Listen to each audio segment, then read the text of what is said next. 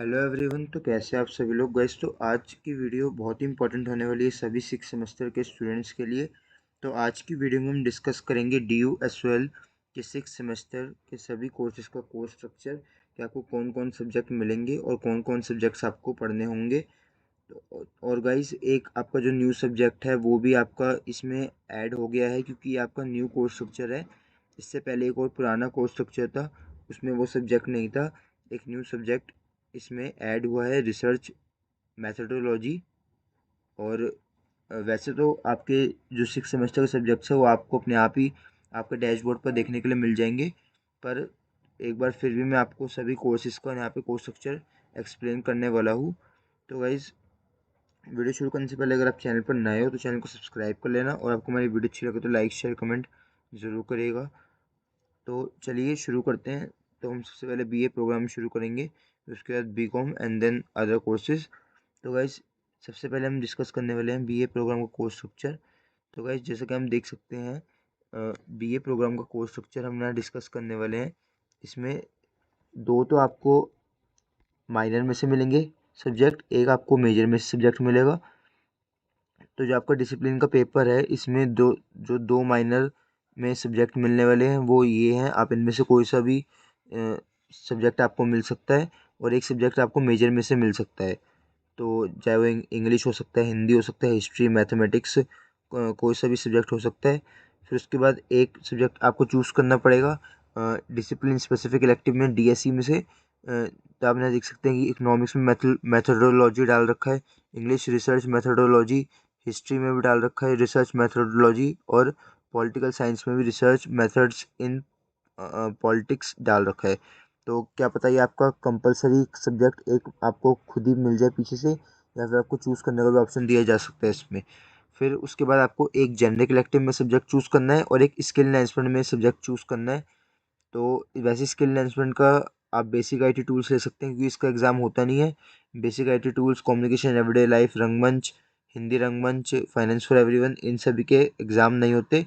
एक जो इसमें सोशल मीडिया मार्केटिंग और जो आपका एक पर्सनैलिटी डेवलपमेंट एंड कम्युनिकेशन, इन दोनों के एग्ज़ाम होते हैं। आप इन दोनों में से कोई ले सकते हैं, या तो अगर आपको थ्योरी एग्ज़ाम देना है, या फिर अगर आपको एग्ज़ाम नहीं देना तो आप बाकी किसी में से कोई सा भी सब्जेक्ट ले सकते हैं इसमें। तो ये तो था आपका BA प्रोग्राम का कोर्स स्ट्रक्चर। तो आपने देख सकते हैं वो दोबारा, ये था आपका BA प्रोग्राम कोर्स स्ट्रक्चर रहने वाला है। अब हम चलते हैं BCom प्रोग्राम के कोर्स स्ट्रक्चर की तरफ। तो इसमें जो आपके 3 मेन सब्जेक्ट रहने वाले हैं DSC में, वो ये रहने वाले हैं: business analytics, corporate governance and GST and custom law.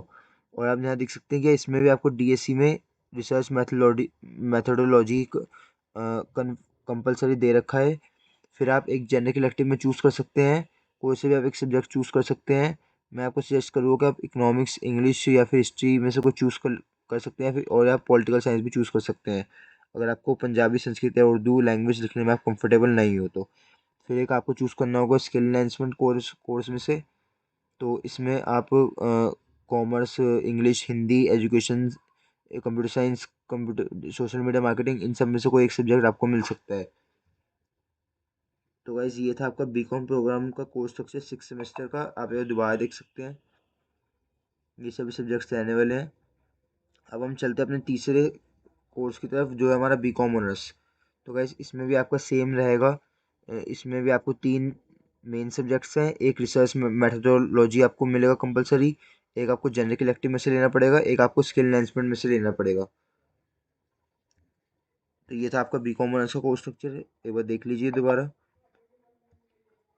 Guys, वैसे तो आपको पीछे से खुद से ही मिलेंगे, पर अगर आप कोई सब्जेक्ट चेंज करवाएं तो आप एक बार विश्वविद्यालय जाके भी एक बार वहाँ पे चेंज करवा सकते हैं। फिर आप उनसे बात कर सकते हैं कि अगर चेंज होता होगा तो आप एक बार जाके वहाँ विज़िट कर लीजिएगा।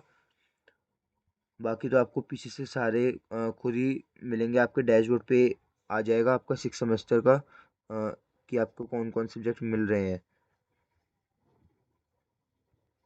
तो गाइज, अब हम चलते हैं BA honours English course structure की तरफ। तो गाइज, इसमें भी आपके 3 मेन सब्जेक्ट रहेंगे, ये तीन: एक रिसर्च मैथडोलॉजी, एक जनरल इलेक्टिव में से आपको चूज़ करना पड़ेगा, एक स्किल एनहांसमेंट में से आपको चूज़ करना पड़ेगा। तो गाइज ये था आपका बी ऑनर्स इंग्लिश का कोर्स स्ट्रक्चर। अब हम आप बढ़ते हैं बी ऑनर्स पॉलिटिकल साइंस के कोर्स स्ट्रक्चर की तरफ। तो गाइज इसमें भी तीन आपके डिसिप्लिन स्पेसिफिक कोर्स के तीन सब्जेक्ट कंपलसरी रहेंगे। एक आपका कंपलसरी रहेगा रिसर्च मेथड्स इन पॉलिटिक्स। एक आप जनरल इलेक्टिव में चूज़ कर लीजिएगा कोई सा भी। एक आप स्किल एनहेंसमेंट में चूज़ कर सकते हैं कोई सा भी। तो गाइज टोटल आपके 3, 1, 5 और एक 6, ये टोटल 6 सब्जेक्ट आपके हो गए बी ऑनर्स पॉलिटिकल साइंस के। गाइज एक बात मैं बता दूँ कि आपके 6th और 5th सेमेस्टर में 6 सब्जेक्ट ही रहते हैं, क्योंकि आपका वैल्यू एडिशन वाला इसमें नहीं होता, वो आपका सिर्फ 4th सेमेस्टर की रहता है। तो अब हम बढ़ते हैं अपने अगले कोर्स की तरफ, जो कि हमारा बी ऑनर्स इकोनॉमिक्स का कोर्स स्ट्रक्चर। इसमें भी आपका 3 मेन सब्जेक्ट्स रहेंगे डिसिप्लिन स्पेसिफिक में। एक डीएससी में रहने वाला रिसर्च मेथडोलॉजी। एक जनरल इलेक्टिव में से आप चूज़ कर सकते हैं, एक स्किल एनहांसमेंट में से आप चूज़ कर सकते हैं एक सब्जेक्ट। ठीक है गाइस, तो ये था आपका बी ऑनर्स इकोनॉमिक्स का कोर्स स्ट्रक्चर। अब हम बढ़ते हैं बीएमएस की तरफ, बैचलर ऑफ मैनेजमेंट स्टडीज़ का कोर्स स्ट्रक्चर। इसमें भी आपके 3 कंपलसरी सब्जेक्ट रहेंगे डीएससी में, business strategies, financial institution and market, operations management. और एक कंपलसरी रहेगा आपका डीएससी में से, इसमें से आप कोई सा भी दे सकते हैं एस वेल, चाहे वो ग्लोबल बिजनेस मैनेजमेंट हो, या फिर फाइनेंस हो, या फिर एचआरएम हो, या फिर मार्केटिंग हो। एक रहेगा आपका जनरिक इलेक्टिव में से चूज़ करना पड़ेगा आपको एक, और एक आपको स्किल एनहांसमेंट में से चूज़ करना पड़ेगा एक एक सब्जेक्ट। ठीक है गाइस, तो अब हम बढ़ते हैं अपने लास्ट और फाइनल कोर्स की तरफ 6 सेमेस्टर का, जो कि आपका रहने वाला है bachelors of management studies financial investment analysis, BBFIA। तो गाइस इसमें भी आपके 3 मेन सब्जेक्ट रहेंगे, international finance, corporate ethics, financial services, ये 3 मेन सब्जेक्ट रहेंगे। और एक एंटरप्रेन्योरल फाइनेंस आपका कंपलसरी रहेगा डीएससी में। एक आपको जनरल इलेक्टिव में से चूज़ करना है, एक आपको स्किल एनहांसमेंट में से चूज़ करना है।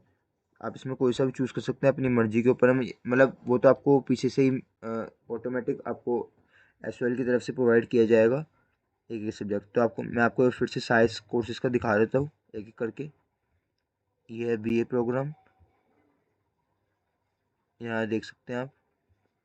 ये है बीकॉम प्रोग्राम, ये है बीकॉम ऑनर्स,